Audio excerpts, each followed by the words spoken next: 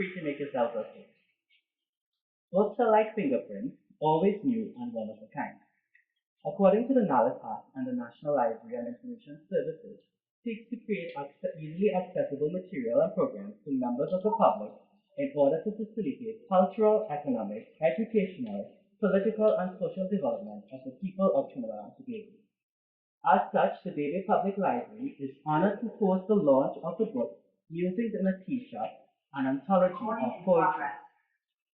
This book is a collaboration of work by some of the finest minds within the poetry and prose overnight group. The Bay Public Library has collaborated with the Poetry and Prose Group for many years, over which we have effectively seen their growth and commitment to the literary art.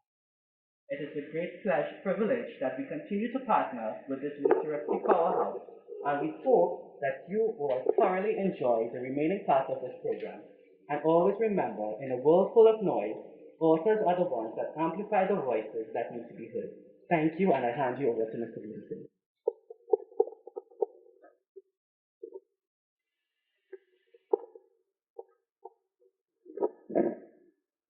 Thank you, Daniel Prasad.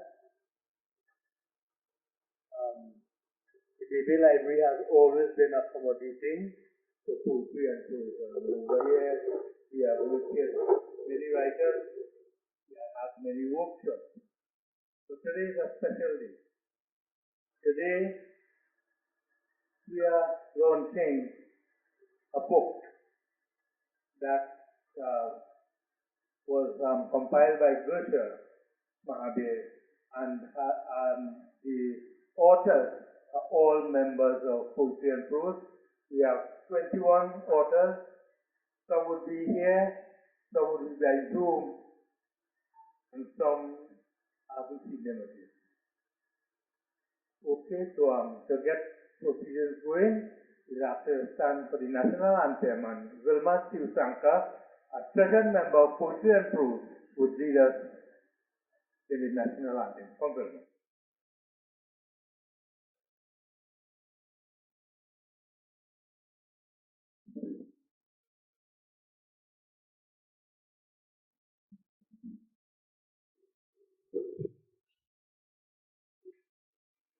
Was found the love of liberty in the fight of hope and prayer, with boundless faith in our destiny, we solemnly declare. Side by side we stand, islands of the blue Caribbean Sea. This our native land, we pledge our lives to thee. Here every creed and race find an equal place, and may God bless our nation. Here every creed and race find an equal place, and may God bless our nation.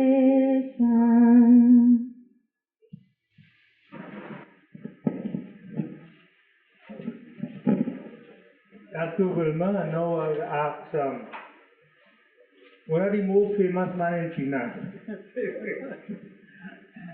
Reverend Umrao. I'd ask Reverend to bless this occasion, and thank you. Let us all bow in prayer. Almighty and eternal God, we have come with all humility and respect to you, dear God, to present and to launch a book by the wise people of this country. We thank you for their vision, for their inspiration, motivation, wisdom, and knowledge to express their ideas so vividly, dear God. And we pray that through their poetry and prose, they will unite this lovely country, Trinidad and Tobago. Lord, let your Holy Spirit be upon each one of us here this morning. Give us the courage and strength and endurance to participate mentally, physically, socially, morally, and spiritually, dear God. Bless each person present here, Lord. We know it is indeed a sacrifice for Saturday morning to be here. We thank you, Lord, for the families and the friends and relatives who have expressed their wisdom and knowledge in the form of a book. And we pray that this book will inspire thousands in this lovely country. We thank you for the staff of this library for giving us the opportunity to utilize and to enjoy the wonderful environment in which we are placed this morning. Continue to guide us and protect us, and let our stay here be meaningful, profitable, and a happy one, dear Lord. Bless all those who will be participating. And oh God, we thank you for your goodness and for your mercy. And through poetry and prose, we can lessen the criminal activities in this lovely country. Into your hands, O Lord, we commend each one present here to you. And let us enjoy every moment with love, with compassion, and with joy. All these blessings, O Father, are asked in your precious name. Amen. Thank you, Reverend Obrau, for those inspirational words. And you know, Rev just tell me I just invite him last minute, but the man always comes. And I want to tell you something too. The Rev here is an author in his own right. He has 2 books. Rev, remind me the names of the books. Okay, Rev has a good bit of books, but I know of 2 he had a book launch. So later on when we get the name, we'll probably ask her to see if we could locate Rev. Okay, you know, we listened to Rev Umrao with all in passing prayer. But there's also a writer's prayer that was written especially for writers. So I'd like to call upon Ritu Devnarayan Singh, treasured member of the Poetry and Prose and one who never fails to support our endeavors, to come and share with us the writer's prayer. Ritu, come in please.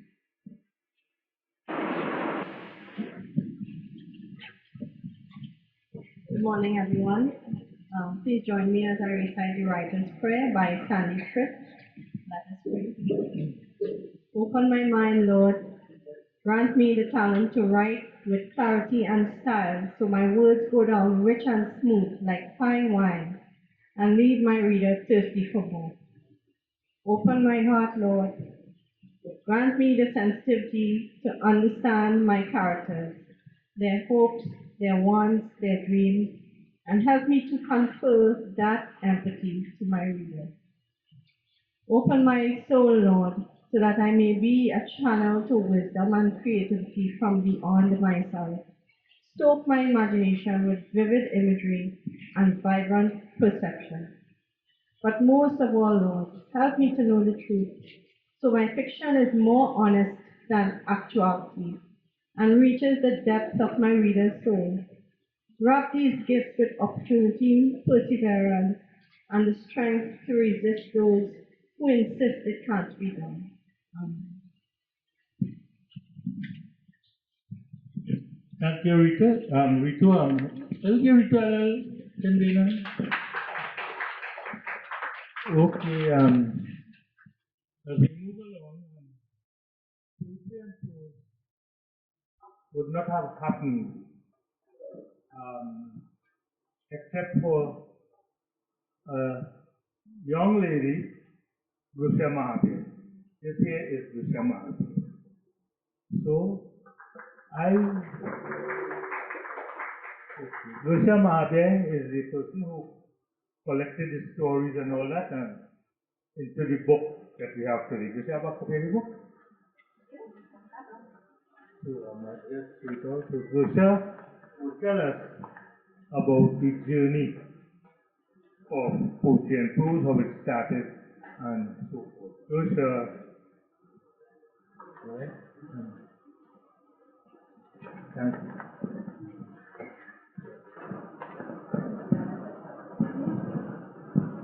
Hi, good morning, everyone. This is our production. And we do have books on sale, 200 for the paperback and 300 for the hardcover. Where can I start? I can't start on the book that we're here to celebrate today, Musings in a Tea Shop, unless I speak of poetry and prose. Poetry and prose was started because I wanted a literary event in my community. Mutilal shared the sentiment, and he started our South chapter. And Miranda followed suit, another poetry and prose member. She followed suit, and she started a chapter in Tunapuna. That was all until COVID happened. And we had plans to start in Mayaro and other places, but then COVID stopped the world, but it didn't stop poetry and prose. We moved to Zoom, and that opened up a new door of opportunities for us to connect with other members like Heather and RT,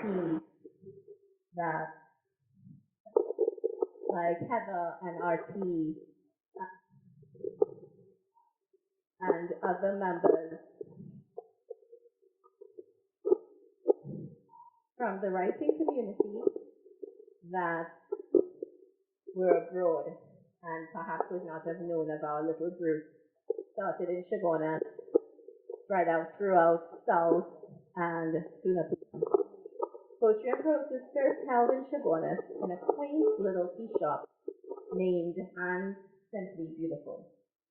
The title of Musings in a Tea Shop, an anthology by poetry and prose, harks back to the origin of our group and is a nod of appreciation to the space Anne so willingly welcomed us into when we were nothing more than an idea.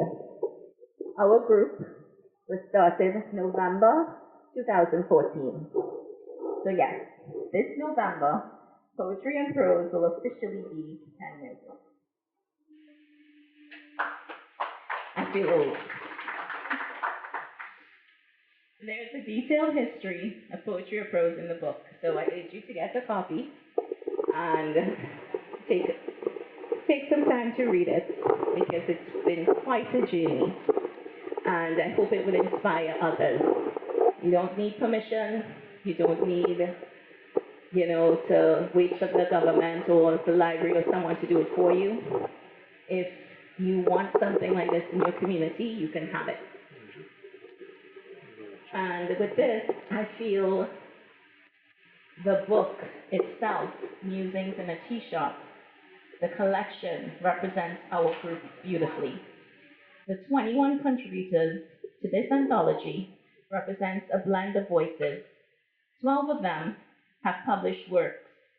Arranged on a bookshelf, the spines counted would collectively number around 60 odd books. So we are a group not just of successfully published authors, but we also have new authors as well. These are our established writers.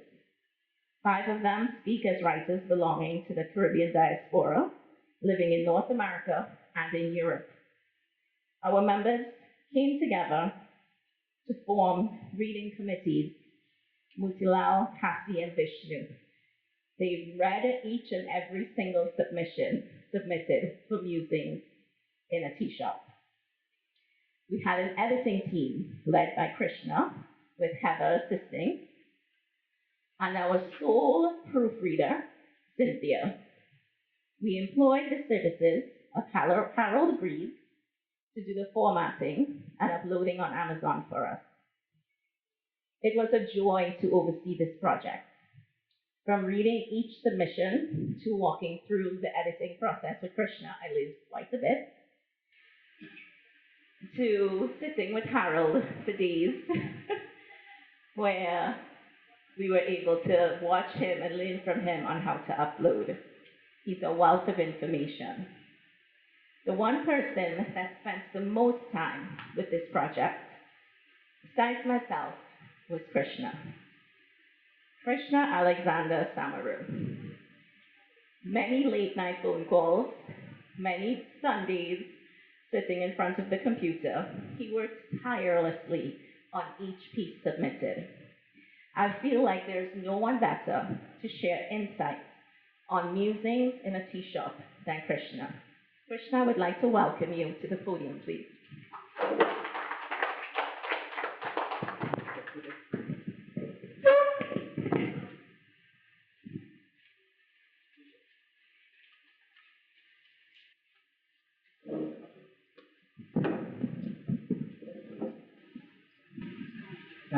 Thank you, Gosha.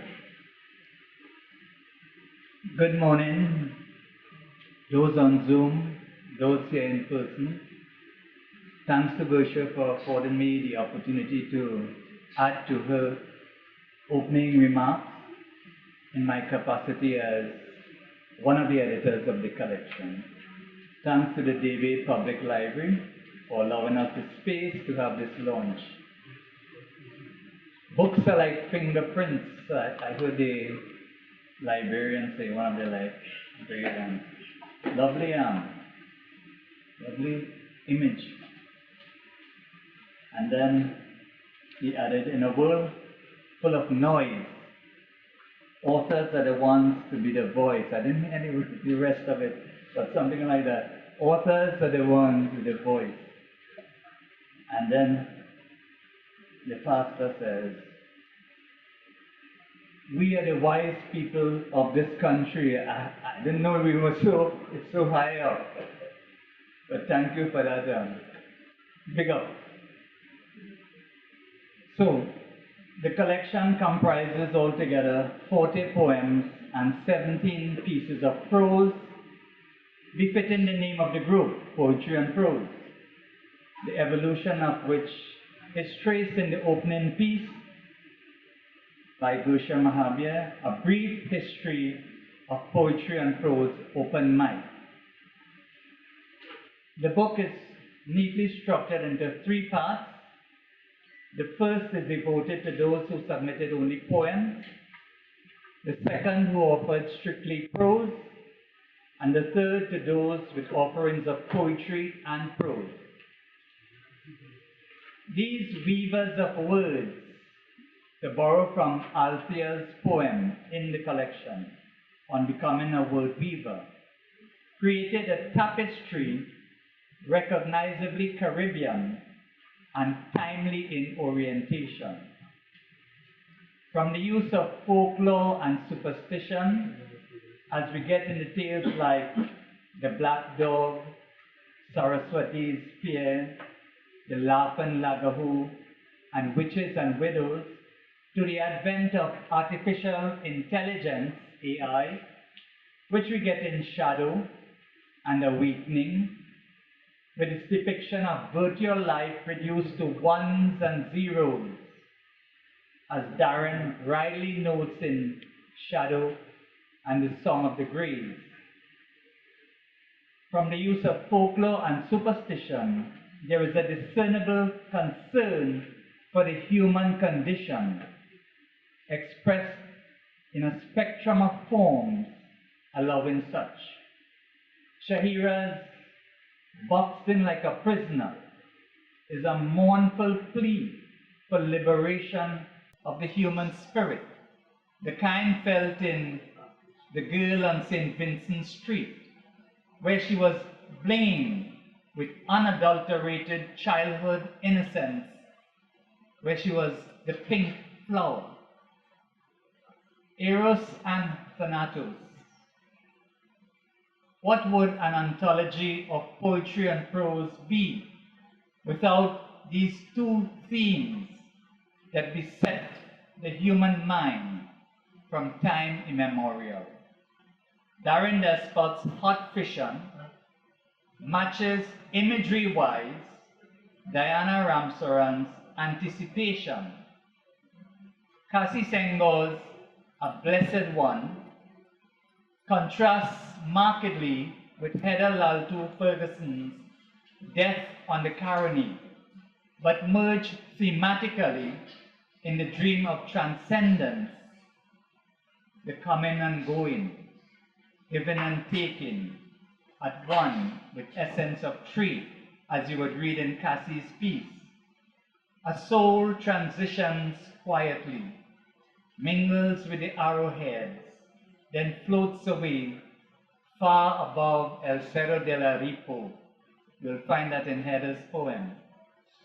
Arati, Gersha, Johnny, Kamta, and Motilal all as well scribble sentiments, each in his or her unique way, on these two eternal themes of love and death, with Motilal offering sound, fatherly, sage-like advice to the young at heart. As expected from voices in the diaspora, the experience of exile, while not necessarily foremost on the agenda, remains a burning issue for the Caribbean writer. Confirmed members of the diaspora like Heather, Althea, Johnny, Mervyn, and the newly joined Arati give their gut feelings on this experience of exile, holding the Caribbean always as home away from home, or as the shores from where the heart somehow could never leave, matters not the time and distance away. Consider Arati's gathering. Returning to her homeland for a 10-day period, heckled in typical Trinidadian humor of fatigue, or coming for a 10-day walk. Arati, as persona, clutches firmly the thought that she lived in a village, to wit Princess Town, where everyone knew her name, and that the house she built to become a home was the shrine circumstances forced her to leave behind, now that she was living on the other side of sunrise. Johnny Kumansing asserts that African men and women must never forget their horrible, unimaginable pain, just like how difficult it is for Heather to ignore her alien presence when, like a Bati mamsel, she flew in on a tropical breeze to hover around an artificial light, her own hurts magnified against the wall of a place that is not home. But humor lightens up each dark and heavy moment in our lives. What could be more entertaining than a good dose of Caribbean, if not Trini humor? It is there in the work of V. Ramsamoj Hossain, whose narrator tears literally himself up with anxiety over his neighbor's louverless window with its nasty, ugly, tear-up, untidy curtains. Both Peter Uta Serju in Cock the Midget and Haricharan Narayan in The Mighty Avenger depict humorous renditions of the theme of childhood and innocence. Randia Black makes use of the traditional carnival masquerader, the midnight robber, to weave a highly entertaining comical item, Rubber Talk, and complete with two extemporaneous verses. It is a standout example of dramatic monologue in the anthology. It is as powerful as Darren Despot's The Image of God. Carnival, by the way, appears as the focus of Leslie Ann Beckles in the poem Kaleidoscope, her lone offering. The vein of humor can be seen too in Heather's Babu and the Moon over Mayaro, and in a slightly sinister way, almost like dark comedy, in Althea's Nightcap.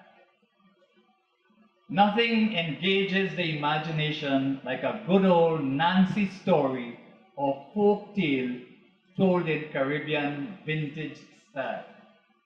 Alyssa R. Janke offers two brief suspense suspenseful narratives in The Black Dog and Saraswati's Fear, while Vilma Susanka paints a picture of the Lagahu in a story, The Laughing Lagahu.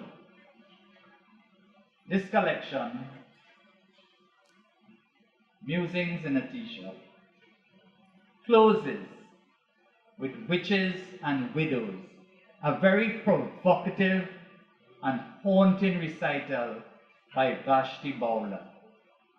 Through the theme of superstition, Vashti explores the exploitation of Hindu women by village folk, as gleaned from the very title of her story. Those women branded as Dakkans. I don't know how to pronounce that really. I didn't check, sorry. Dakkans or Dakkans. And her short fiction fittingly ends with the line, "It was time to take a stand."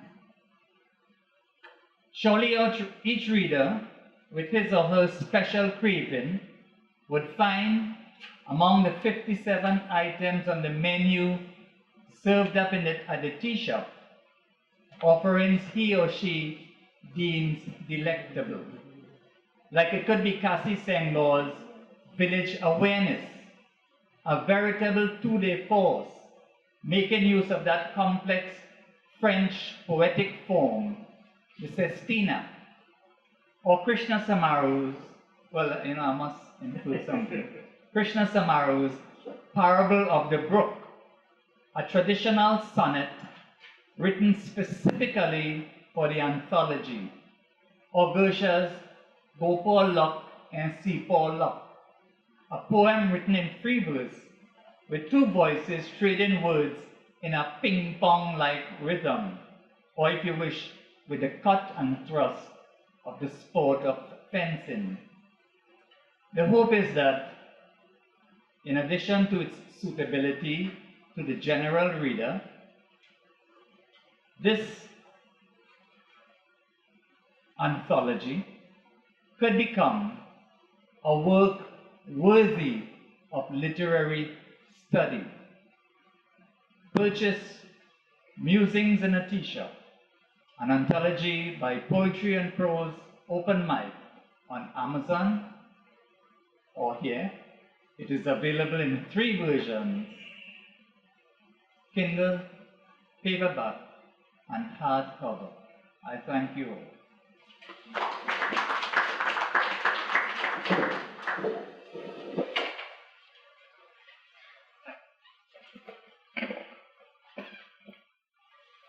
Thank you, Krishna. As you might have realized from Krishna's presentation, he is our in-house literary critic and I dare say our literary expert. He is the man that we go to for advice as to how to structure our writings, and sometimes he can be brutally critical, and other times, but he's always gentle and guide us in our writings. So I want to say a special thanks to Krishna for the service that he has done for poetry and prose. Our next speaker was supposed to be Tony Dial. Most of us would know Tony Dial. He's a writer, punster, columnist. He has his columns all over the Caribbean in the various newspapers. And he's also the founder of an online magazine called My Trinidad. Tony could not be here today. He said that when he left home, he get caught up in this east-west traffic where they're fixing the road somewhere down Claxon Bay, I think, and he can't make it. So he sends his apologies, and we will miss him because Tony does make better jokes than me. So I wouldn't try to emulate Tony. So moving right along, we want to call our first reader, Diana Ramsaran. Now let me say something about Diana. From a young age, Diana knew she wanted to create a new world and tell stories like the one that first inspired her to pick up the pen. As a writer, poet, and game developer and podcaster, she has done just that, helping to shape stories to inspire a new generation. And Diana is a long-standing member of Poetry and Prose. She used to be here when we used to have all our meetings here before COVID. And Diana has always been a good supporter, and Diana is one who could take criticism and improve. So, ladies and gentlemen, I give to you one of our youngest members, Diana Ramsaram.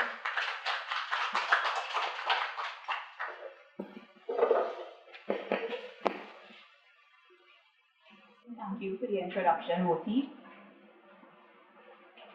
This is my poem entitled The Goddess and the Sinner. O hallowed sinner, how dare thee be an unwilling participant to the ravening God's gift of passion?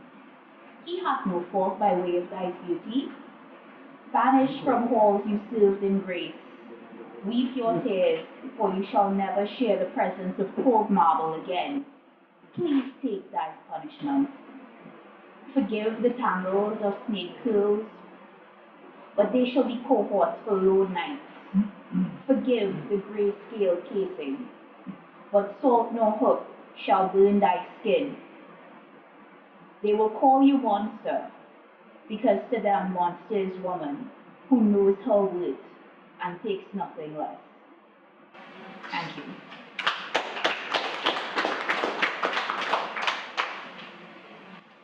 Another one to share?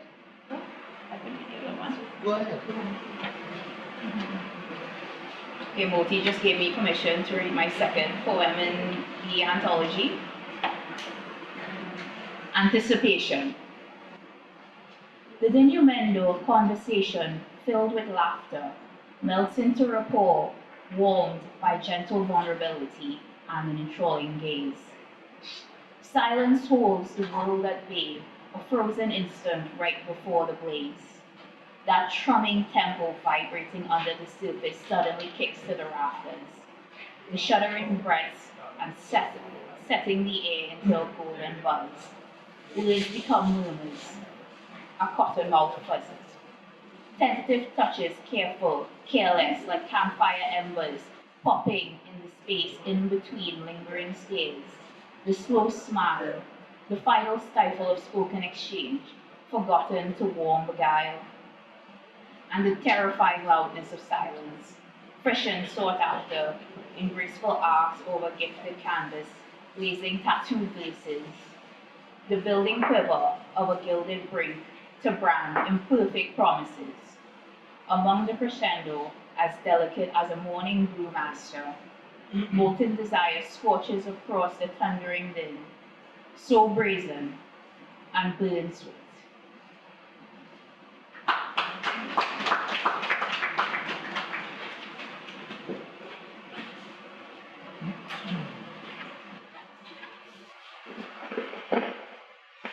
Thank you, Diana. You know, it is indeed refreshing that when we have young people who choose to participate in these type of events, you know, writing, poetry and prose and all that, instead of what, you know, we keep on saying, the young people don't listen, they bandit and all kind of thing. And then we have an example here, Diana, who could serve as a model for other people. So let me give Diana one more. Thank you. You know, we were supposed to be introducing people. I won, Gersha won, but guess what? Gersha is the next reader. So, you know, I just want to say a few things about Gersha. I met Gersha first at a writing workshop that she invited me, and when we immediately clicked. I'm too loud for those kind words. Now I have to be ducking when I go outside. Oh, I love Diana's poetry, especially the two poems she selected, because it was a bit of a yin and a yang, and especially the first one was my favorite. So, thoughts while waiting for a maxi. Anger radiates like heat from the grimy pavement, stuffed like foreign down the throat of our children, till they crack like uneven concrete from the oppressive sun and flooding, a false promise of a cleanse, exposing empty yearnings and not enough, like missing manhole covers, sidestep, make a mental note, many a mental note, with a disgust mentality, unclaimed or disowned, like the crocus bug dancing on the carousel, owner awaiting entrance or shameful return on the other side. Thank you.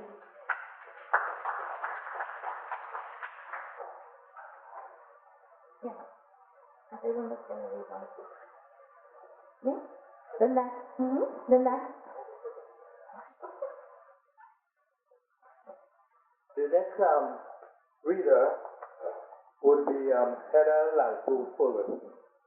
Now, if you look at the cover of the book, there you will see a house there.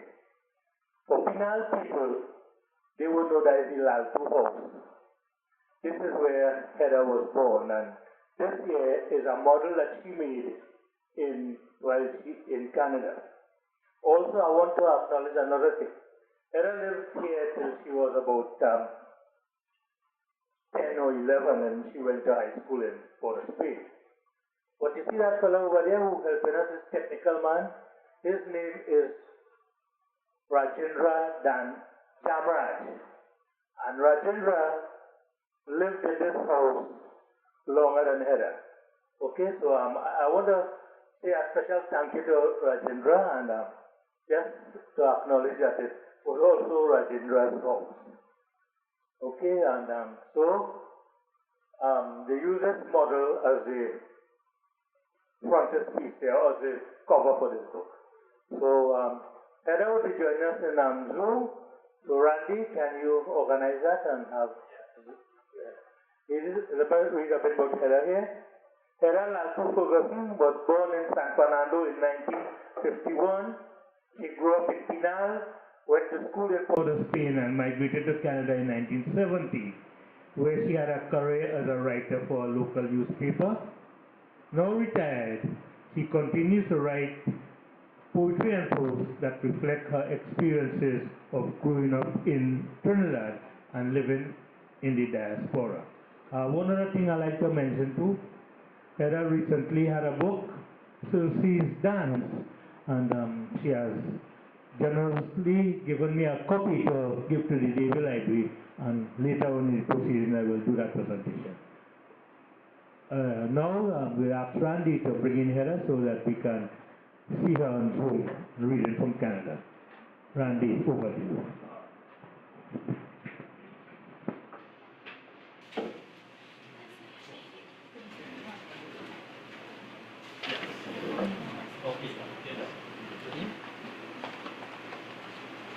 You're on, yeah. So what do you do? Huh? Okay, you.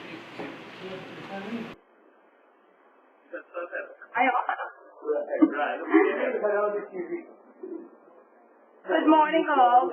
I just wanted to show you, this is the model that I made that's on the cover that Motilal was talking about. My father built the house in 1948. And just 3 minutes away from where you're seated now at the David Library, 3 minutes and less than a mile away, a whole life took place in that house. My grandmother sat and had her tea. They called her Mrs. Laltu because she drank so much tea. So it's so fitting that the name of the book is Musings in a Tea Shop. And there was a whole life that took place there. I was born there and grew up there. And my navel string is buried in the backyard, so you know what they say about that. But now that's all gone. The house has been demolished. And the only thing that resonates is probably my words and the picture on the cover of the book that's left over from our family now. So that's the way life goes, I guess. And I'm so far away in Canada where it's snowing right now. I will will read my poem, Death on the Karani, that Krishna alluded to in his talk. Death on the Karani. The cane is an arrow along the Karani, the breezes rippling through the fields like ocean swells. A peace descends upon the land. The midday heat and torpor-inducing haze smudges the horizon as far as the eye can see. The cane is an arrow across the plain. A warm breeze flutters along the riverbank. Mourners walk in single file toward a funeral pyre at the water's edge, draped in white, the Hindu color of death. A sadhu lifts a torch igniting a pile of stalk, as Indian men, heads tied, toss marigold blossoms into the air, intoning prayers for the dead. Whose loved one here lies dead, embarking on that journey to eternity? Voices lift in unison, a chant goes up, mixing with the wind as mourners bid adieu, and a soul transitions quietly from the travails of living to eternal rest. It mingles with the arrowheads, then floats away far above El Cerro de la Ripo to the north. Thank you.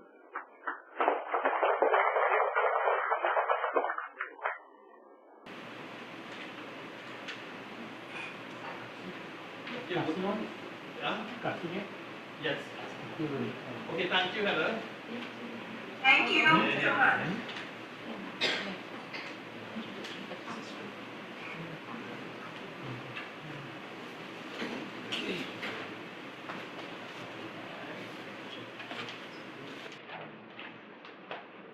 Okay, our next reader was supposed to be Kamta, but Kamta is the man who's doing this taping for us. And Gersha would read your Kamta's poem. You know, Kamta was born on the 31st of July 1951. He worked as a teacher of mathematics and electronics, later trained in Photoshop and Premiere Pro, did electronic design, videography, photography, etc. Reading has been his hobby since childhood, but images made by his camera compelled him to write. Thank you. It's an honor to read this piece. And I think not only Trinidadians, but those abroad as well would be able to relate to this piece. My new neighbors. Leaning out of my back door into the night, I heard the Spanish music, Spanish speech, a child crying, sound of children crying, anywhere, any place. Tears are tears, no matter where shed. The sound of my new neighbors from Venezuela in broad daylight. Punching man intoxicated, hormones mixed with alcohol, became Frankenstein, arms outstretched. He chased the fair-skinned girl around the bar. Loco, loco, loco, she screamed, then disappeared in broad daylight. Another night, young man rebuffed, burned, fair human skin with cigarettes, skin intentionally exposed. Later, he was found, blood pouring from mouth to ground, blood spilled by local males. Spanish music, Spanish speech, concealed red light activities, dancing in the night, any old music will do. Local males responded. One so enthralled committed bigamy. His hapless parents could not comprehend. Cursed the wife, but not the boy. A drive-by shooting, sound of a woman screaming. My new neighbors from Venezuela, next to the bones of the Banwari man, rotting bones, could harm no one. Kamta, I hope I did your piece justice. Thank you. Uh, Normally in poetry and prose, we ask if we want comments on the piece. If there are any comments on the piece, don't worry. I see some nervous looks in the crowd. Don't worry, we won't do that today. But I have to give a comment on this piece because it really touched on the elements of the commingling of the cultures. And it really is a powerful piece. Certain pieces that you just sit with.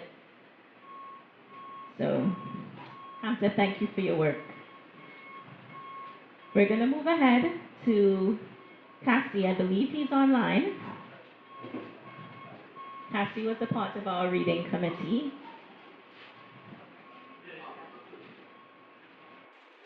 Cassie Senghor loves to read and write different genres of poetry, including calypso. Over the years, he has presided over 2 Trinidad and Tobago literary organizations, the Writers Union of Trinidad and Tobago and the Trinidad and Tobago Circle of Poets. His works have been included in several anthologies and he has published 3 books. Cassie, welcome virtually. Nice to have you here. I'm looking forward to hearing your piece. Thank you very much, Bishop, for having me, for introducing me. The pleasure being among literary folk, some of whom have become friends by virtue of being a member of Poetry and Prose, some of whom I have been colleagues with, a very junior colleague, I must say, when I was in the Writers Union. Krishna Samaru, Vishnu, to name 2 of them. And here we are today, still functioning as writers and doing the best we can to keep the craft alive, to keep the genre of poetry and prose very much alive. And it's an honor to be included in today's anthology that we are launching, and I trust that the book itself will be a bestseller, time to come, that it will grace the shelves of all the libraries in Trinidad and Tobago, as well as libraries elsewhere in the Caribbean and throughout the world. The 2 pieces I'm going to read, the 2 pieces that I submitted for the book. The first is prose, and it's called A Blessed One, and it's dedicated to my deceased son. His name is Nandi Senghor, and he passed away on August 12th last year. It was an accident. He fell asleep behind the wheel, ran into a tree. And that was the cause of his demise. He was really a good son, a blessed man, and one whom I loved dearly. So it's called A Blessed One. He embodied one love inside his yo daddy and Anlin. Anlin is what he called his mother. Chance lived a younger big brother. A faithful husband and an adoring father was he. He protected his sisters. He promoted family. One Saturday morning, crashed into a tree and died. He was 35 years old. A report says they found his body in the car. But where was he? In the mind and heart of those who knew him arose a feeling of loss, followed by grief. Death of a dearly beloved ushers in frailty, loneliness, and sometimes zeal to carry on, to fulfill. He filled many lives with joy and happiness. Families adopted him. Siblings rivaled for his affection. In departure, he left them with everything they needed to know and to practice. He had laid out his life for them to witness. What were his last thoughts before the tree called him, claimed his body? What knows itself better than life? Who loves herself more? The way trees hang by their roots, coming and going, giving and taking, at one with essence of tree. He, you, me, naturally. His remains ours. Of a blessed one, he says.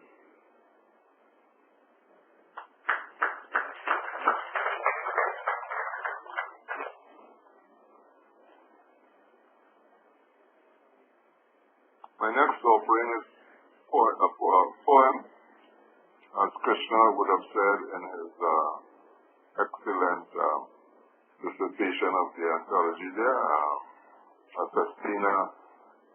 Sestina is an Italian word that means six, so that this form of poetry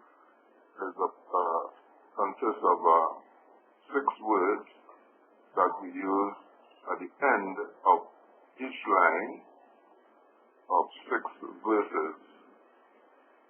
I love form poetry and I use many of them, including acrostics and limericks and so on and so forth. Sonnets and the like. Krishna is a sonnet master, I must say, by the way. And if you get a chance at your Facebook or I don't know how else what other platform he has, but you should read Krishna's sonnets.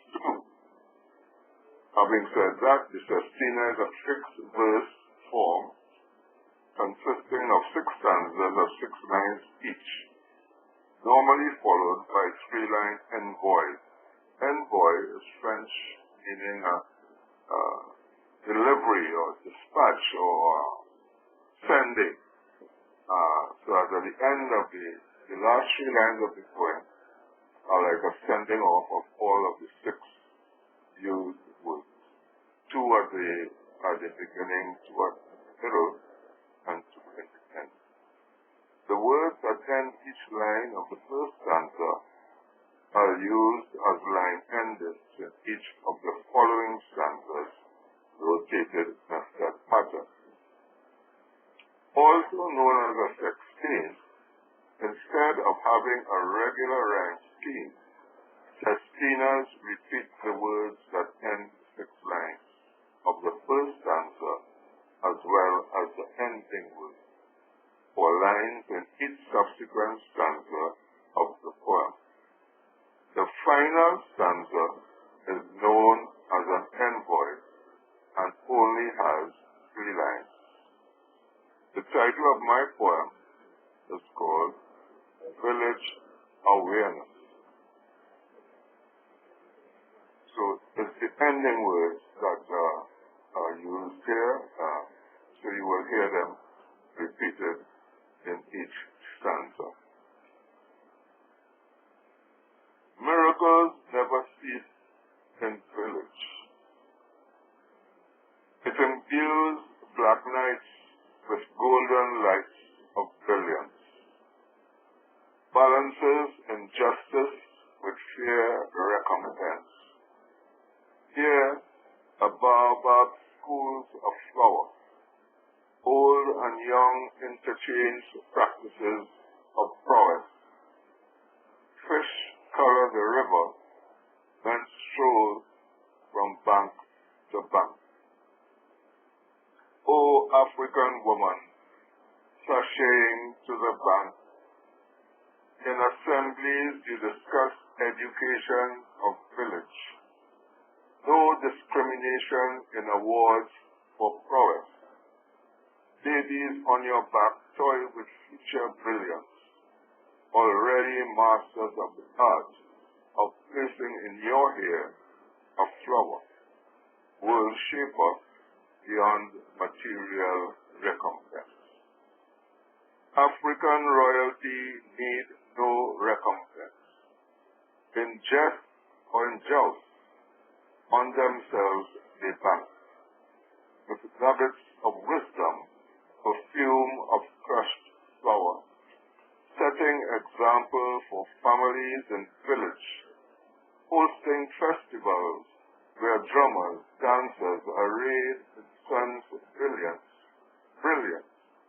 chanters and orators display love's prowess. Villagers test each other's prowess in mathematics and poetics, expecting to recompense youth preparing for rites of passage, show brilliance.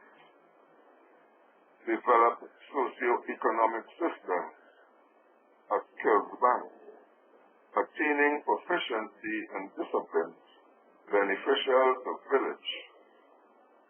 Villagers bear insignia, animal, star, flower. It seems nonsensical, the secret of growing a flower, yet attention to detail demonstrates prowess, especially for men who share in parenting village. In watchwords, not for me, nor for I, but for all, there is spiritual recompense. Seed and grain are stored like money in a bank, decisions guided by a mindset of brilliance. Switch on the light of awareness. Release brilliance. Leave a village, not just for power, but like a flower, renews itself moment to moment on rainbow's bank. Be skilled in flowing with nature. Emulate poet. Put away expectations of this or that recompense. Is a child raised by a village. Grow brilliance. Export prowess. Grow like a flower. Bless. Seek no recompense. Laugh to the bank as children imitate village. Thank you all very much for listening.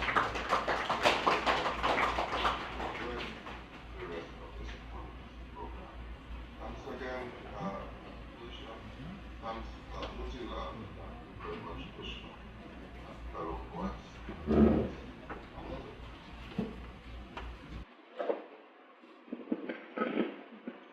Thank you, Cassie. Thank you for sharing your work. I know that this piece was quite personal to you.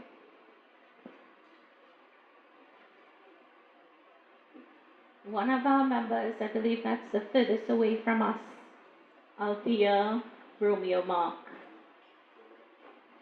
She's connecting with us virtually from Switzerland.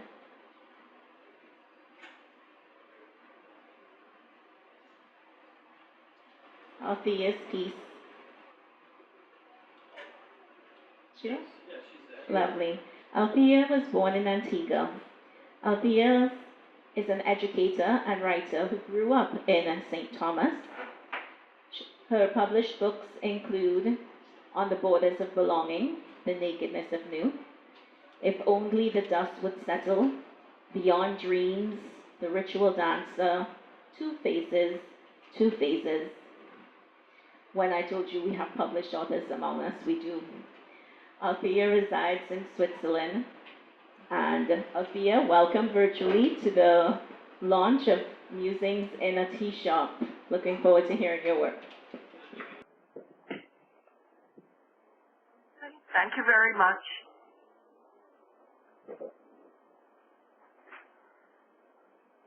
Okay, the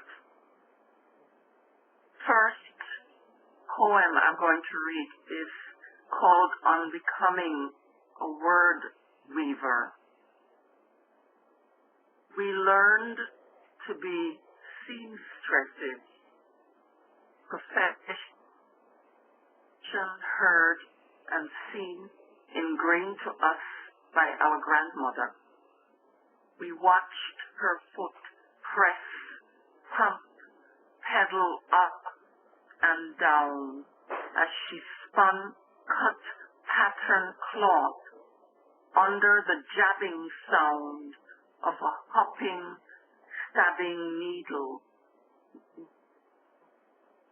while attaching a sleeve to a shirt, a pocket onto pants, a waistband onto a skirt. Her daughters followed suit. Their homes were alive with the sound of whirring. My mother unleashed her own creative gene, branched out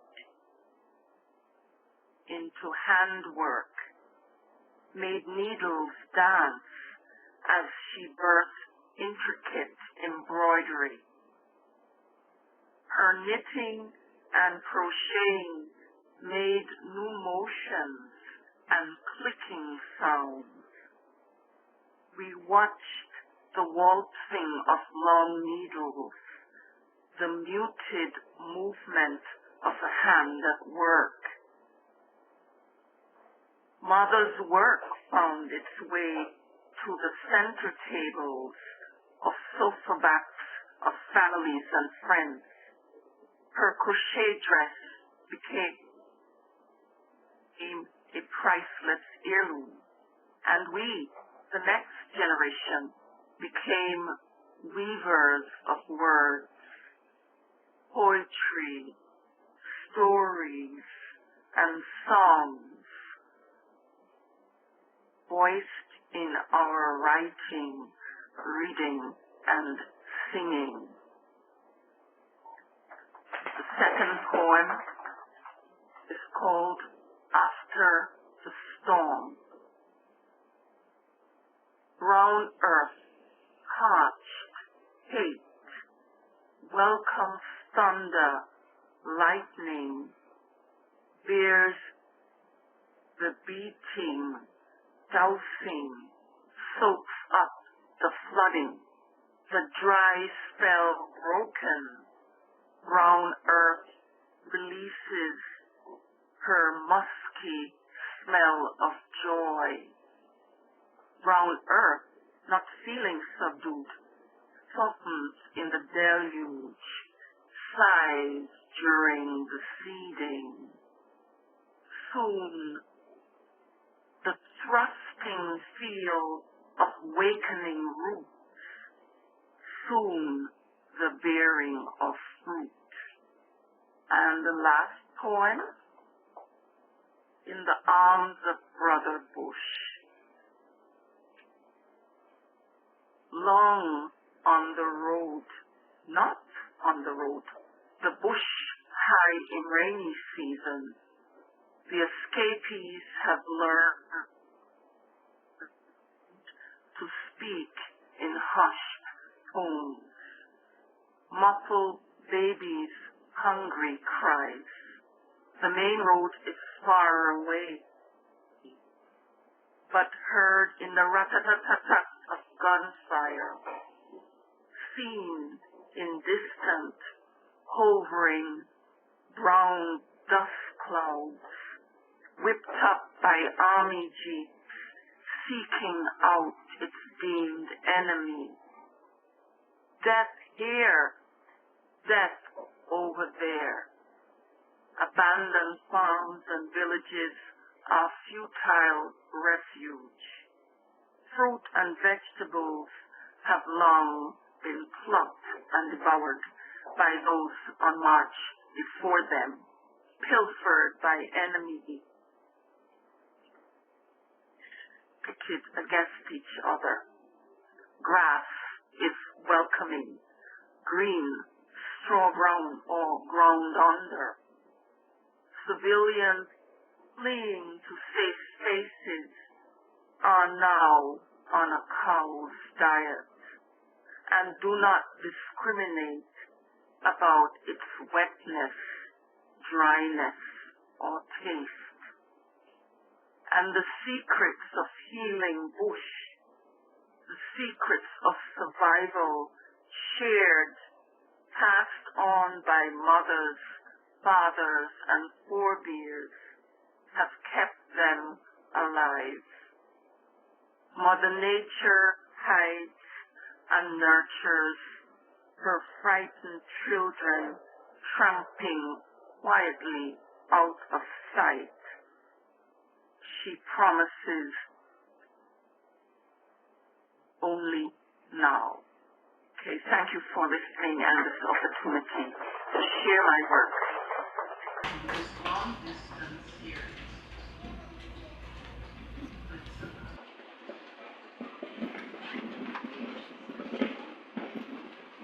Thank you, Althea.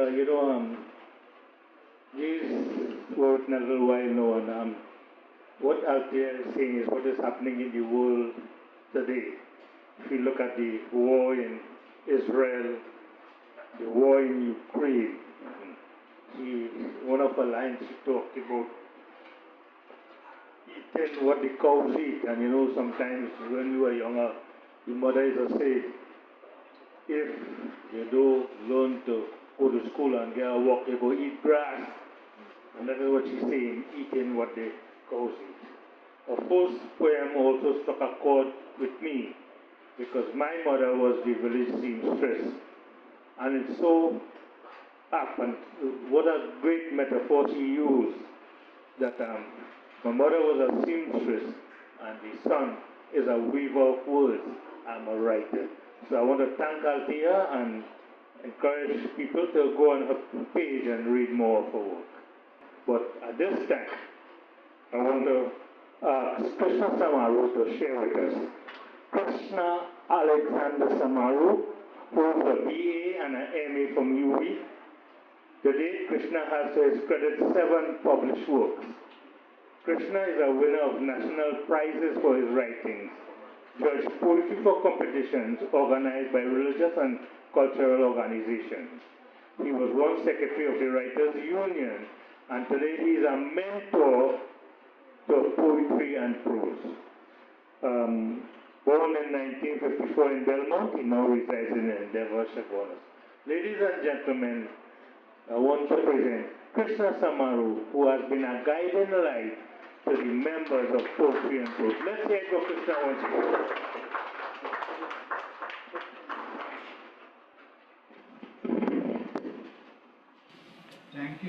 Thank you, Murthy. I have one piece in this anthology, and you could see why, because you have to consider as an established author having works.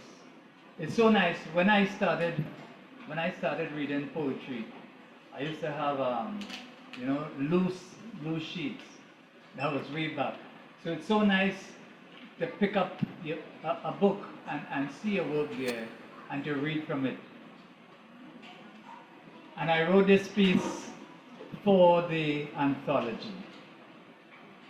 It's called Parable of the Brook. In voices of her land, of great acclaim sung, the mainstream babbled. Greatly renowned for buttressing the nation's solid name, the critics lauded and with laurels crowned the old icons. A brook, poetry and prose, a brook that sought to squeeze its way edgewise was thwarted by the scare of an alarm. But guided by a breeze of hope, Miranda Dupran, but guided by a breeze of hope, a path found. Wafting in the air, the scent of leaves flowed in, of fern, Shahira, cedar, Vishnu, birch, Cynthia, maple, Heather, Fran, the sycamore, Persia, from the main diverted, over rocks from near and far tumbled. Inspired by lines of this strain, through forests burbled the brook, through wild tracks, till near came songs of cheering cataracts. So let's hear your take. Thank you.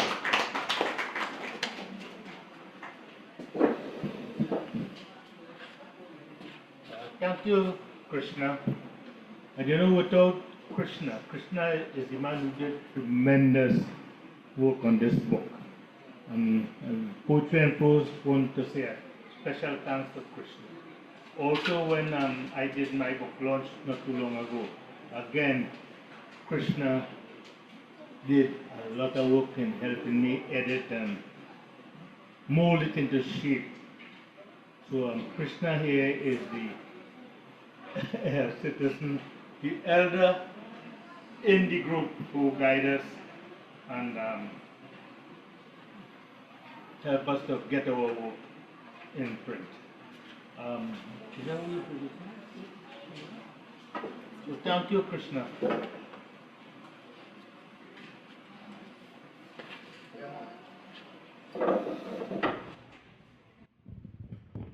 I'm back again. I would like to introduce Leslie Ann Beckles, also known as Dougla Essence. You are known. She is passionate about the creative sector. She's explored writing since childhood. This pursuit fell off while she engaged in her marketing studies. We share a love of marketing. She is pleased with her recent return to writing, and she's a little nervous but excited to share her short piece with us in this anthology. Leslie Ann Beckles.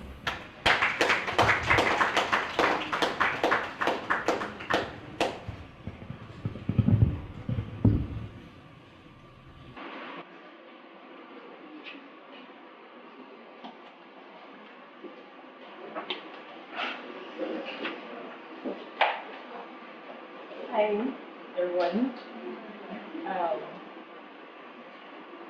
I'm very nervous, not a little nervous, because as I've said before, I consider myself more of a performer than a writer. So I was really excited when when Grisha gave us this prompt around Carnival, and it's telling us write a piece for somebody who's never experienced Carnival. How would we describe it to them? So this piece came out of that.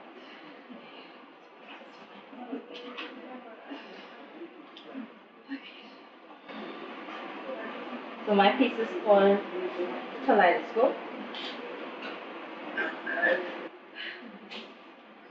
Have you ever experienced euphoria? The extreme highs that flows through, the adrenaline rush that excites, the feeling that washes away all else, a cleansing like no other. Have you ever experienced vibrations, sounds that hit you at your core, something that moves you almost subconsciously, that is only felt briefly, but is ingrained in your memory forever? Have you ever experienced a kaleidoscope? Something so intense, full, vibrant. Sights that should overwhelm, but comfort instead. You see it with your eyes, but you feel it in your heart.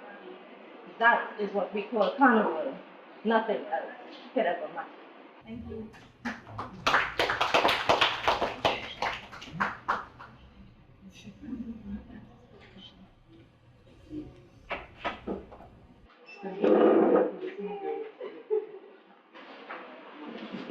And she's right on season. Oy vey, a carnival. We have our regular poetry and prose meeting tomorrow, and we're going to be looking at carnival is songwriting. So last year we looked at carnival through the lens of mask and costume, and this year we're going to be looking at the songwriting. And I think, especially with the soca songs we've heard this year, Market is my favorite. Songwriting really is carnival. You can't have carnival without some songwriters.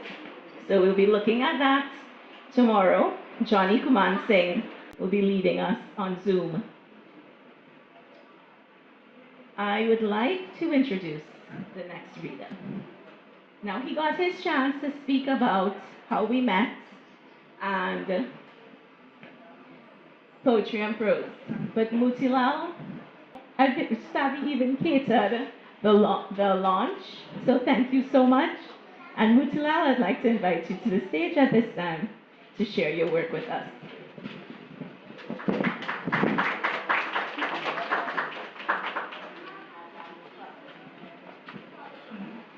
Thank you, Rochelle. Is the me okay? My mouth big, I don't really need the mic. But yes, I have organized poetry and prose South chapter and all that. But nothing could have happened without the cooperation of the people in the library, the authors who I invite, the fellows who come to help tape, and the Zoom and all that. People like Randy, Kamta, Raj, Daniel from the library, Fisher is not here, and everybody who helped. So it's not Motilal frees off the energy of the other people to get things done. As for Savi, that's my wife. Savi, stand up now, let me see you.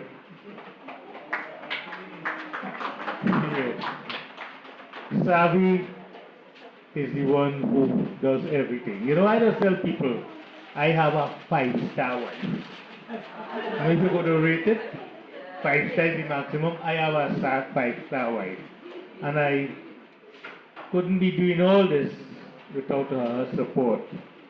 For those who know, you know, recently I had a little thing with the heart and all that. And well, I had an excellent personal nurse in the ICU. And when I come out from the ICU, well, I had an excellent person to take care of me. So I want to say publicly thank you to Savi for just a few months ago I was in bedridden, and today I'm okay. So thanks to Savi. As I say, I have a 5-star wife. Before I read my piece, I want to say that if anybody needs to have a drink or a cup of coffee or something, they could go right across there. Later on we'll be having something to eat. You know, as you get older, you start to have grandchildren and you had children and all that. So you want to advise people. Initially, I had submitted something else to the magazine, and then Krishna reminded me, Moti, we're not writing, no, we're not publishing anything that has been published before.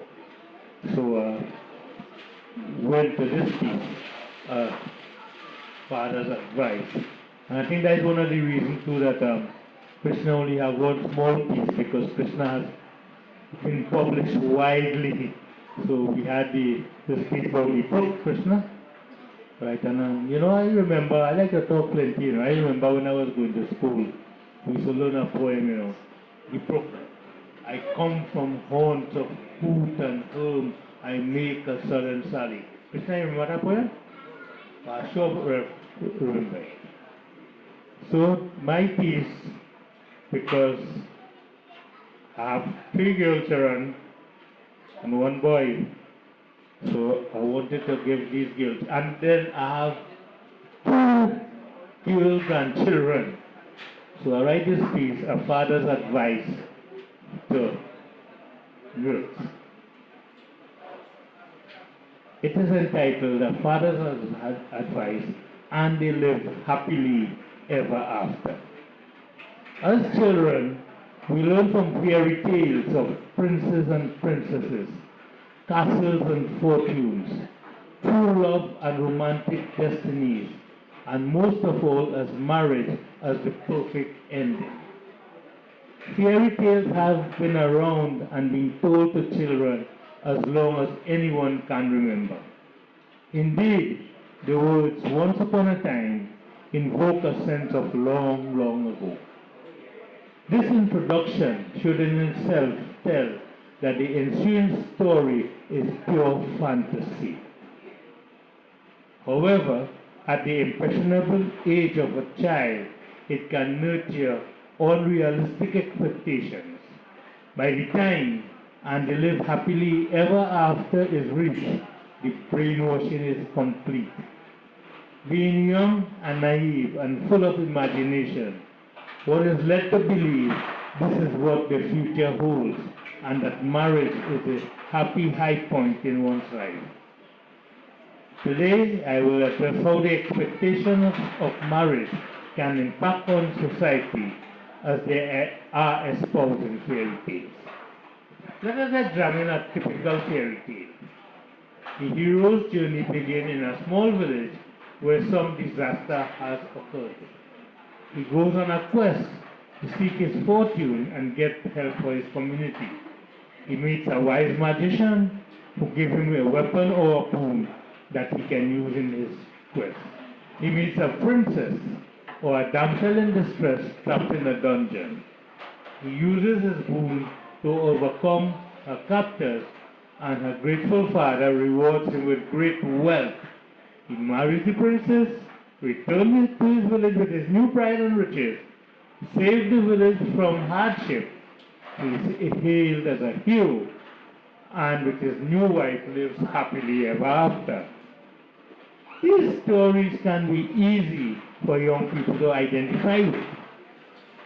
They can be seen as coming-of-age stories, are similar to what most of us go through in life up to a point. We first stay at our parents' home, then go on a quest to earn money and finally meet our companions. Therefore, we should live happily ever after. Thus, these tales, which imitates life to an extent, should be a healthy medium to teach life lessons to the young. However, the message that one can acquire wealth by magic and that help is easily available to young men seeking to make their way in life can prove to be a delusion. Conditioned by such belief, when confronted by the realities of life, one is rudely awakened from one fairy tale world. What of the young girl, we may ask? Young girls grow up on fairy tales like Cinderella and Sleeping Beauty and Snow White. They grow up dreaming of a world where a prince will take them away to a magic palace and they will live happily ever after. In fairy tales, the woman is less liberated as in today's society. She is often trapped in a dungeon or locked up in a castle until a prince or a hero frees her. She has to wait until her Prince Charming comes to free her so that she can marry and live happily ever after. In today's world, however, a girl is expected to embark on a similar journey as a boy, to study, travel, and pursue a career. Fairy tales, therefore, can engender a mindset that could seriously impede a young woman's growth. It could be that girls who identify too closely with fairy tales can end up with an outdated concept of women's role that can negatively impact on their ambitions. Children, and young girls in particular, are brought up on a diet of fairy tales. Cinderella, Snow White, Sleeping Beauty, all had their princess, rescuing them and taking them to a life of perpetual bliss. As they grow older and their taste demands more wholesome food, they began a diet of romantic novels, which further fuels their expectations. In these, they find a fantasy world where women are loved and protected by handsome providers, and everything is done for love. Reading these novels can program them to develop unrealistic expectations about love and marriage. What really happens after the honeymoon? Relationship problems that do not exist in fairy tales and romantic stories begin to rear their ugly heads. Let us examine some of these problems. Money is one of the main factors that affect marriages. In fairy tales, the hero is often a princess or a prince or someone who has come into a lot of riches. In reality, money problems can start even before the wedding vows are said. The cost of a wedding, and most brides want an elaborate fairy tale affair, is enormous. Monthly bills, food, rent, and other living expenses all add up. One who has brought up to expect the man to handle all the expenses might become resentful when she realizes that she is expected to contribute to running the house. In fairy tales and romantic stories, there are usually servants to carry out household chores. Very few princesses are ready to handle cleaning, cooking, washing, and ironing. And when the babies come, and this is supposed to be the epitome of the happiness for the couple, it also brings additional duties which the wife has to do for herself. We are accustomed and conditioned to believe that the man's duty is to go on quest, that is, earn money, and thus they are reluctant to share in the household duties. Resentment sets in, and happily ever after becomes to deteriorate. Do we want to change our partners to the prince and princesses of our dreams? Such impractical expectations can be the cancer of marriages and lead happily ever after turn into hateful ever after. This can lead to separation and divorce. Consider the following story published in the Trinidad Guardian, 4th of November 2012. An Asian woman who wanted to be as pretty as a princess had very expensive plastic surgery. The result was exquisite beauty. She then married and had a baby who was very ugly. Her husband, seeing that the baby resembled neither him nor his wife, suspected infidelity. However, DNA tests showed that the baby to be his. Subsequent investigations revealed that his once beautiful wife was not always beautiful, but was made so by the surgeon's knife. He sued for and was granted a divorce, thus turning a marriage that was built on dreams into a disaster. Now we should remember that marriage is not always a happily ever after story. Most of the time it's just once upon a time. Your marriage depends on the kind of person you are and your willingness to make adjustments, and compromising with your partner. Sometimes you have to change before you can live happily ever after. And I want to say something. One thing you have to know, and I learned in marriage, that if your wife says something, your wife is always right. And if you doubt me, check rule number 2. Rule number 2 states, your wife is always right. 1 and 2. Thank you. Okay, my next reader is who? Randy? Okay, my next reader is Randy Black. Randy has been with Poetry and Prose.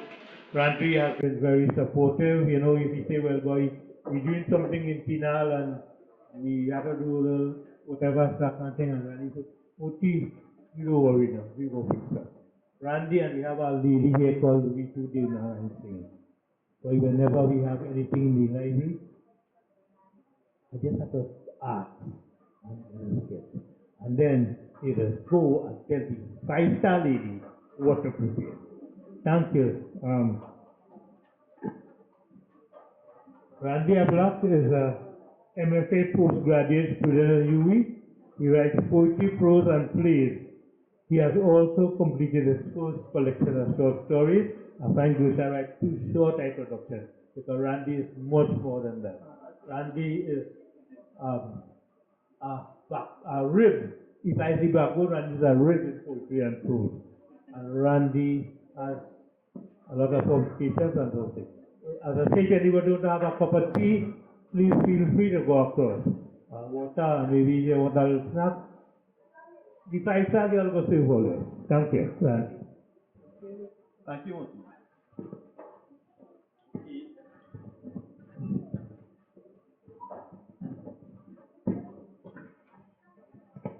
Okay, the name of my story is in keeping with the soon-to-be carnival theme of poetry and prose is Rubber Talk. Every Juve is Rob Juno Robinson on the same spot.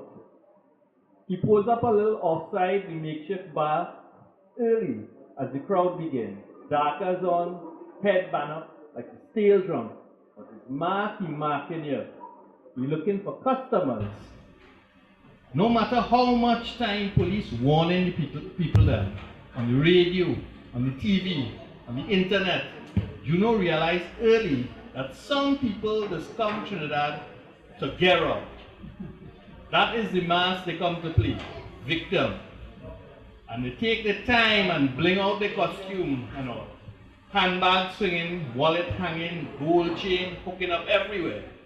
Yeah man, you see, some of you just insist on the complete carnival experience. Robbery.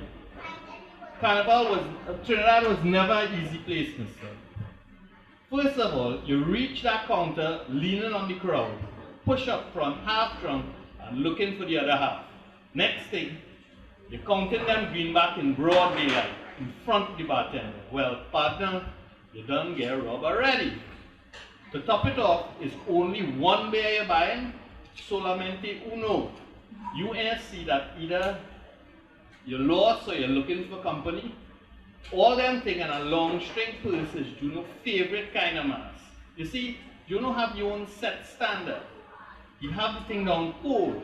Like I tell you from the start, it's every year he rehearsing this thing. Once you fit the profile, Juno pick himself off the ground and begin to shadow you, chipping down the road. Carnival is a rhythm, and Juno tradition is to ride that rhythm. They say Juno could pass through a whole crowd like a breeze on rhythm alone. Just by reading the rhythm, he could become invisible. Imagine his to yours, yours to his, till you're by the traffic light lower down where the crowd waiting to cross, and then you slice that bag or pick that wallet easy.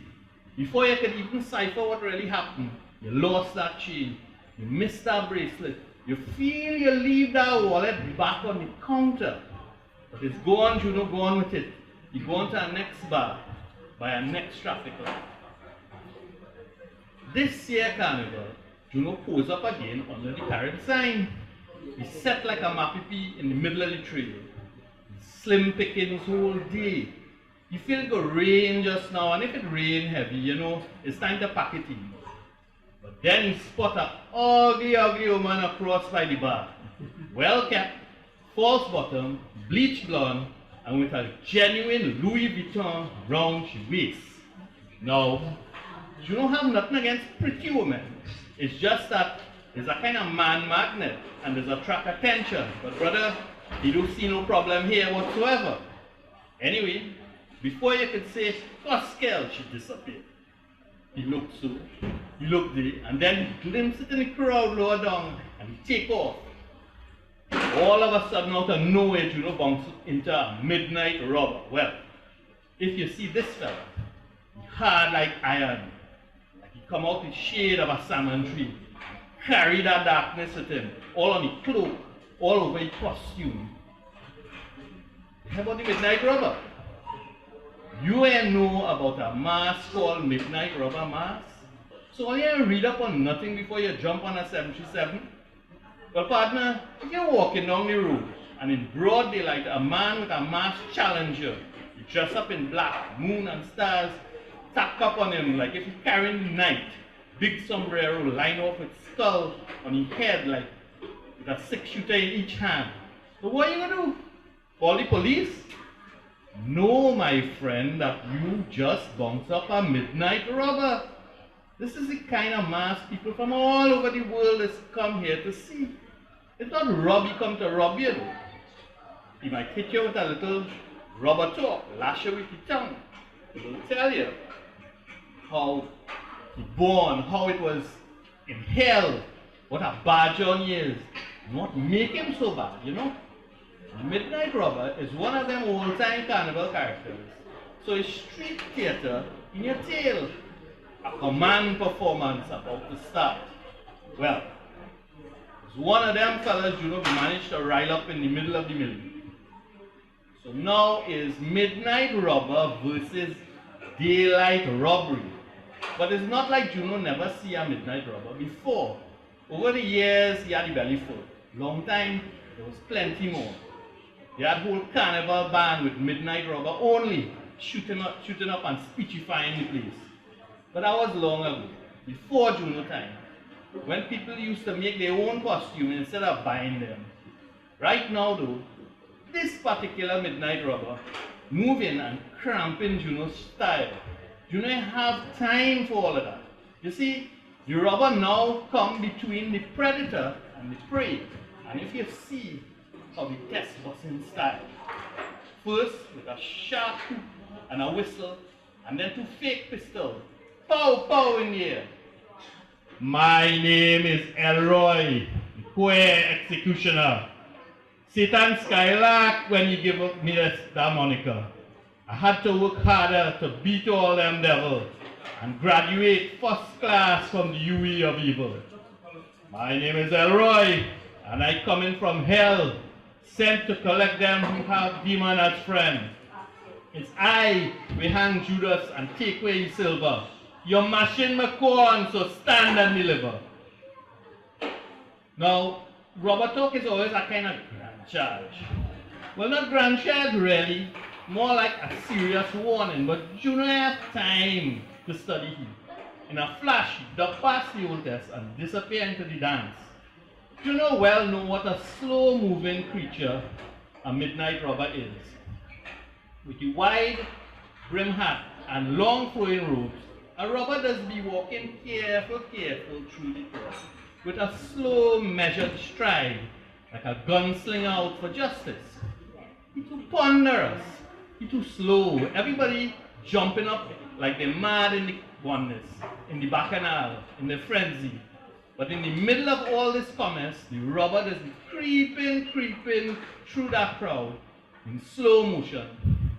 You don't never understand how somebody could do that to themselves. Carnival after carnival, why everybody wailing and dancing, you studying to be pretending. In fact, you never even understand why season after season, a man could take a costume out of the closet and play a mask, the same mask, year after year, and then put it back in a closet until the next year, just so. They call in that tradition. All that take less than 0.01 seconds to ricochet through Juno brain. It's Juve morning, 6 a.m., nobody have business. Juno still keeping the eye on the prize, he's studying that ugly woman, and she Louis Vuitton.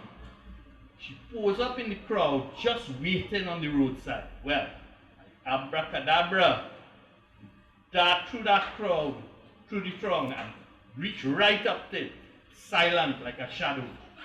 Slipping, pretending it's nothing, taking a little quick wine in passing, razor blade poised to slit and empty. And all of a sudden, all you hear is, critics! Is an iron bracelet on your wrist, yes? Hand twist back behind the back. The same Spanish escorting him on one side and the midnight robber on the next. And if you hear the robber talk now, I is Sergeant Elroy, undercover policeman. I'd read you your rights, but you do look American. Holding your hand here is Corporal Mahis. He spent a whole Juve dressed up like Jablis and walking the road with a hoof for a shoe. Since 4 this morning, we're looking for you. If you're playing mass, you can't afraid the powder. So stand and deliver, you mocking pretender. Thank you. Thank you. What an appropriate piece for, we're in the carnival season. Roshan? Yes, Randy, bringing the carnival spirit.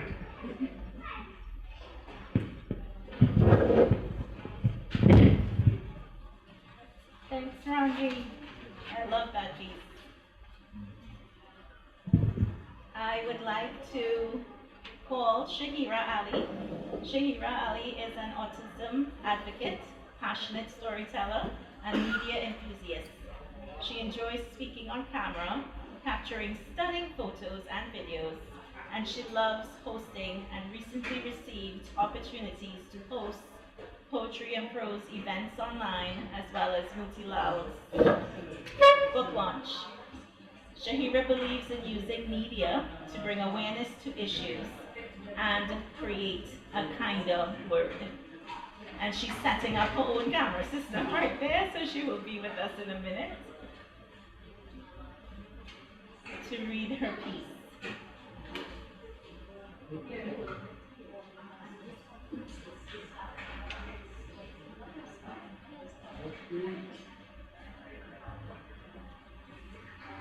Okay, let's give Shahira.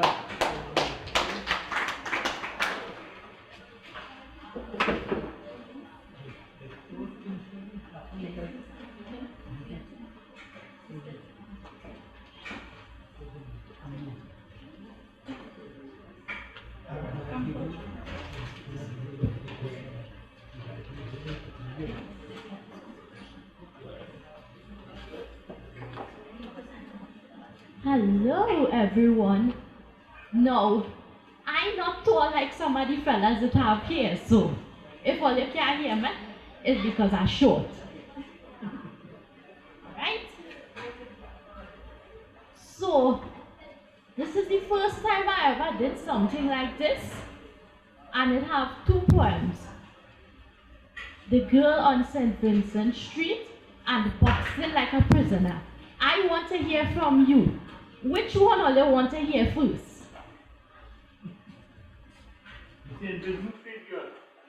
Alright, let me go with that.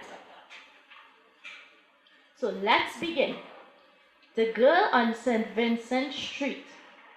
I was walking down St. Vincent Street listening to gospel music. It was making me feel happy, like cameras chasing me. To my left, I saw a little child staring at me. To my right, in the store window pane, I saw myself, my pink dress, my shiny heels, my curly hair.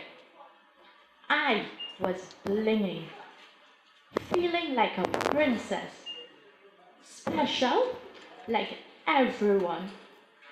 Noticing a pink flower. And that's the end. I wrote that with some assistance.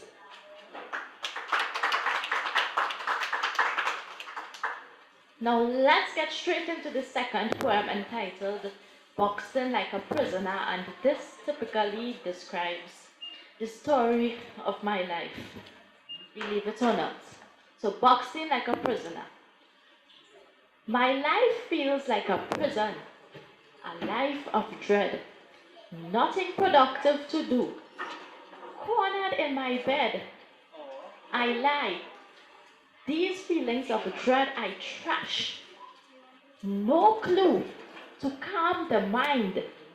Difficult, feeling so blue. My thoughts in a prison. My bed, my cell. I cover from head to toe. I rant, I yell.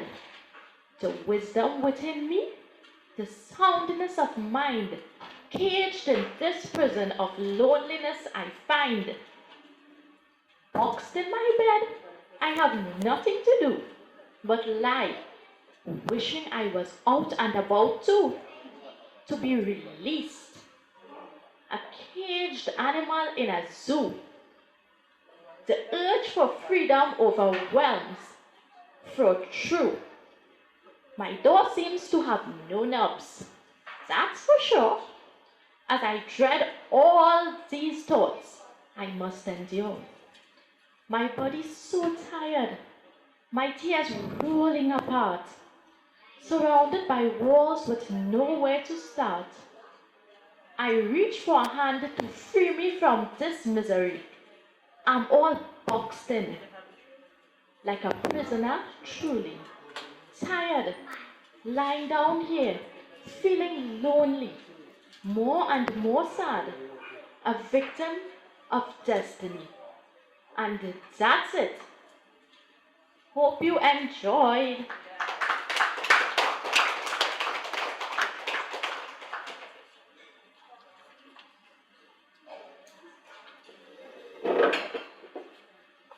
Thank you, Shahira. You know, Shahira is one of our best readers, and we have some people here from virtual story time, and Shahira reads on poetry and prose. She reads on virtual story time. She always does a wonderful job. You know, the next reader I want to call is Vilma Sivsankar. And Vilma must be wondering why we take so long to call she. But Vilma, we was going in alphabetical order, and your name starts with V. Alright? So, ladies and gentlemen, this is Vilma Sivsankar. Vilma is a retired banker, and she's an author and poet. She has published Breaking Beach and other stories, and she has published her stories in several magazines, including My Trinidad, and she's a valued member of Poetry and Prose, you know, and that's a lady with a lovely voice who sang the national anthem, if you could remember, that wasn't too long ago. So, ladies and gentlemen, I give to you Vilma Sivsankar, and she'll be reading The Laughing Lagahu. Vilma, take it up.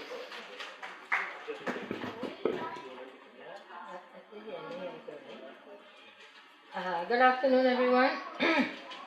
Thanks again for the opportunity.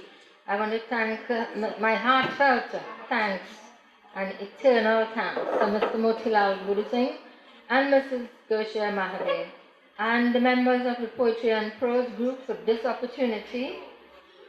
Without you all, I would have been home sitting down and scratching. So, The Laughing Lagahu by Vilma Sivsankar. Cindy lived with her large family in a tiny cottage in a dirt and gravel-filled road that was known as Merle Trace, situated about 3/4 of a mile east of Mosquito Creek in the village of La Romaine, South Trinidad. The cottage, mainly made of mud, needed resurfacing very often. The walls as well as the floorings were mud-filled, so there was always a need to get a new supply of the special white-colored dirt that was required and keep it stored for use. With that dirt mixed with the cattle dung and water, a thick paste was made with which the house owners smeared, called leaping, their walls and the floors.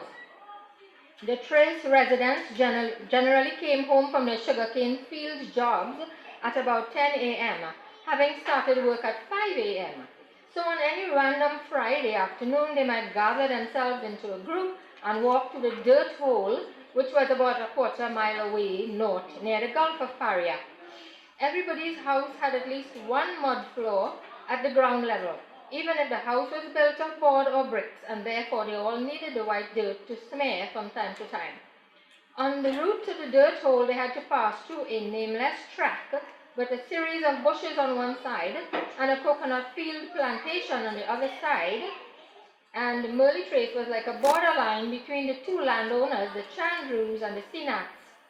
The coconut field was owned by a Senat brother, and Merle Trace was owned by the Chandrews. So the nameless track was like, as I said, a free pass. So the coconut field had a watchman named Vernon. He was of African descent, originally from the West Indian island of Carriacou. He lived in Merle Trace and was very friendly to everyone. He lived just obliquely opposite Cindy's family in a very small cottage.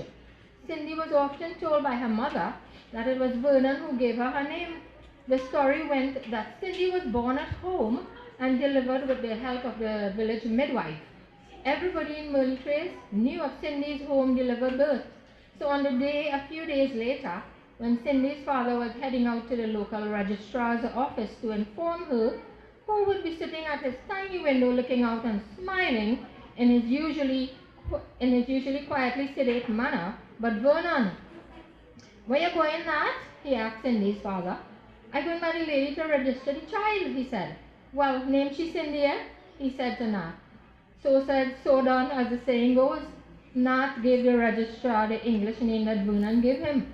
It was put on the certificate that was to be later taken to the Red House to make legal and permanent. Most of Cindy's siblings' names were given by Vernon to Nat, who meekly followed his suggestions, despite the fact that Nat was a devoted Hindu Indian and the names were of the language. But even all that being so, there was the general rumors and suspicion among the villagers that Vernon was a lagahoo. A lagahoo was a kind of male devilish midnight roaming, half human, half wolf creature who was reputed to be dragging a chain along the ground, which made a lot of noise.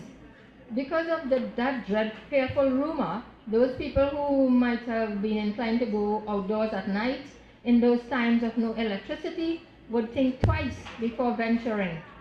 During the day also it was said that the lagahoo could be in one spot and reach another spot in seconds.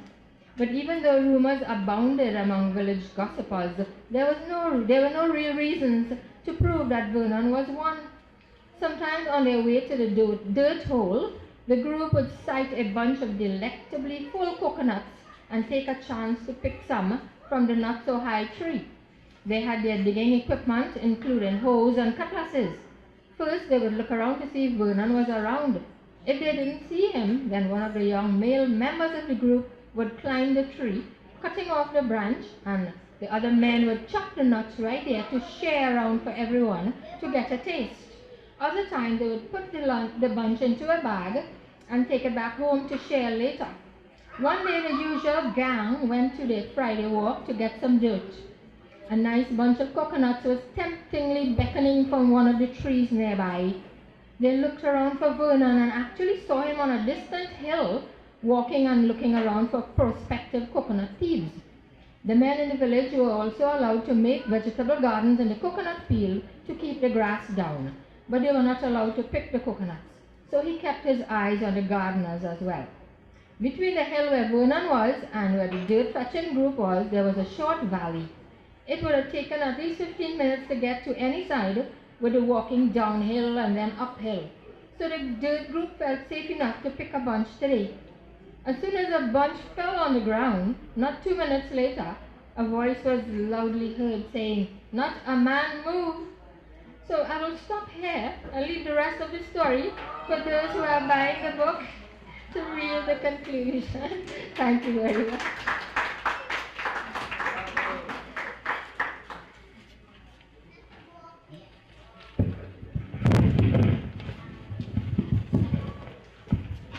Okay, thank you, Wilma, for that story that local set in a laughing lagahoo.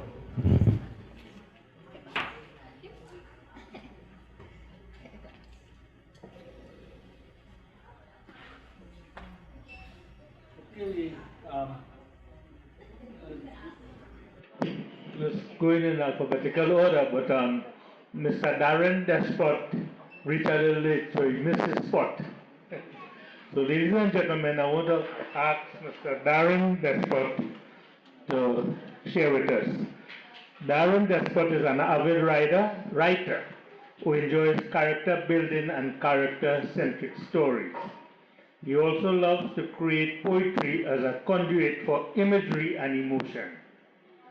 Expect him to continue playing with all forms of writing, including stage plays, screenplays, and interactive fiction. Today, Darren will read an excerpt from Shadow. So, ladies and gentlemen, I want to call Darren Despot to the microphone. Darren.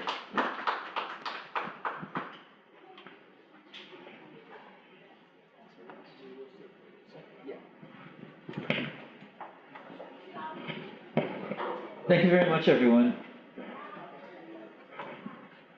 So this is from my story, Shadow. Shadow let his fingers slip from the glow of the LEDs on his keyboard.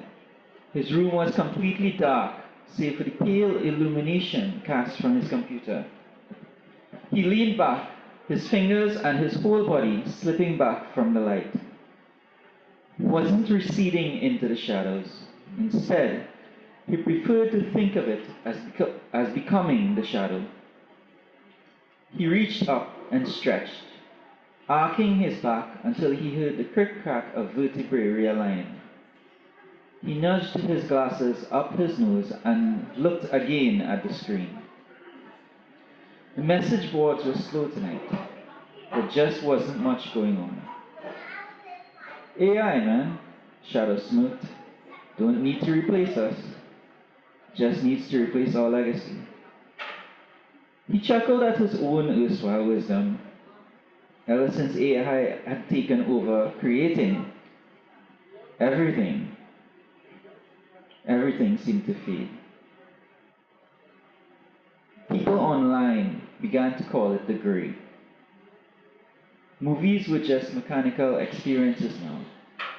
There was no sense in being a fan of anything, or a hater of anything, because there was no one to hate or to love. Just ones and zeros, Joe, just ones and zeros. The latest field to be overtaken by AI was that of video games. And despite Shadow's practiced nonchalance, that one stung a bit. It stung a lot. Shadow looked at the chat forum, seeing no new messages, no pull requests, no debug logs. His little community had been working on an indie game, something to stick it to the machine, and maybe help recruit more worthy minds to the cause. Now there was nothing. It had all been shut down. There were no new messages, because no new messages were allowed. All video game boards and forums had been found, including his, and now all it displays was a countdown clock. 1 minute to midnight. 1 minute to the official end of it all. All his hard work would be gone. Take the heavy, man, Shadow sighed. He flicked switches on his gaming chair, switching its LED lights to a more soothing pattern. Shadow leaned back his head, closing his eyes and imagining the ticking of a gigantic clock. One completely mechanical, with no digital parts whatsoever. He sighed. Might as well enjoy the ride. He looked to the screen again, settling in to watch it all burn. There was a message on the screen. The countdown clock wasn't merely frozen, it was glitched. No way, Shadow's mouth hung open. He leaned forward, bringing his eyes inches from the screen so that he could believe them. Someone had hacked the countdown. How did he know?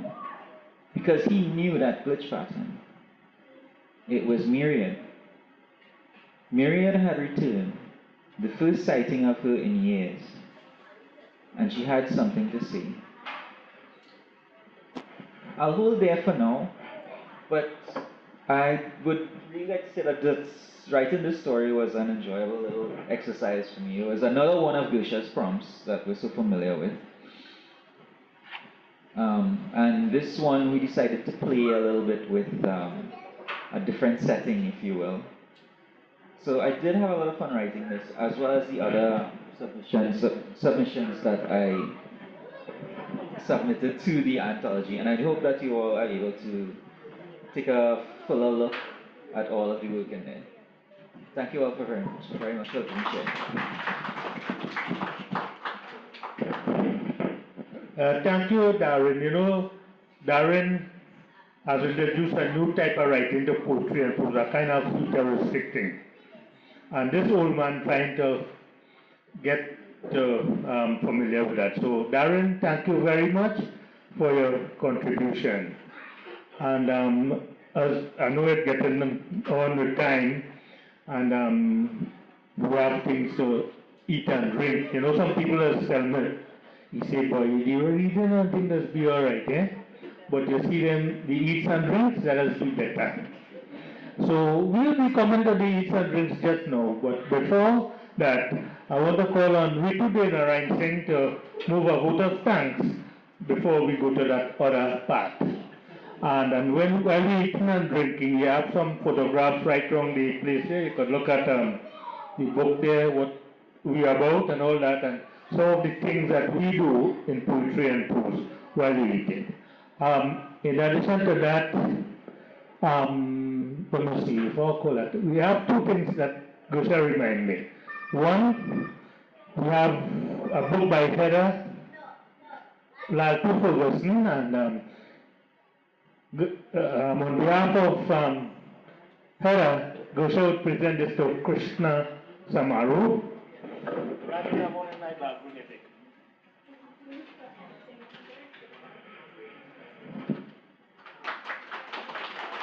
And we have another one that Hera given. Gosha, give me about that Sita one. That Hera wants to donate to the library. Whenever any member of this group write a book, we always make sure we give the library one. So I want to ask the library representative, Daniel, who started the program, to come and receive this book from Gosha, who is presenting on behalf of Hera. Gosha?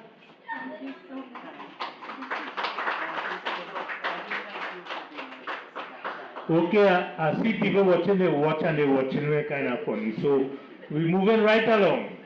So we call on Ritu Narayan Singh. That's a lady that help us with everything in the library. So Ritu will do a vote of thanks and then we'll proceed for refreshments. Ritu. Hi everyone. So thank you so much for your patience thus far.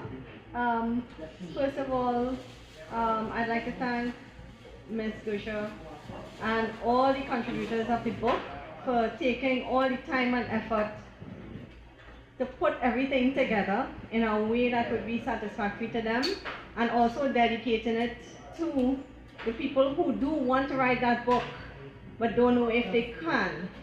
So specifically, thank you all for that and for providing the inspiration. We would also want to commend also the people who would be in the background, the ones who would be their support, and also everyone who is here and online for the support virtually and physically being present for today's book launch. It's quite monumental. And without saying what we have to say it, the library and the staff who always make all efforts to ensure that we could have everyone here in comfort. The decorations, the posters, everything is being done by Daniel, and if Daniel is not here, whoever is there in his place will ensure that it is up to scratch and up to mark, and working with the individuals to produce whatever event that we have to produce. So thank you all so much for that. And I would like to thank Uncle Moti for always pulling me in and giving me this opportunity, because in itself, I could not ask for anything more in an event and for being associated with these people. So thank you so much, everyone. Okay,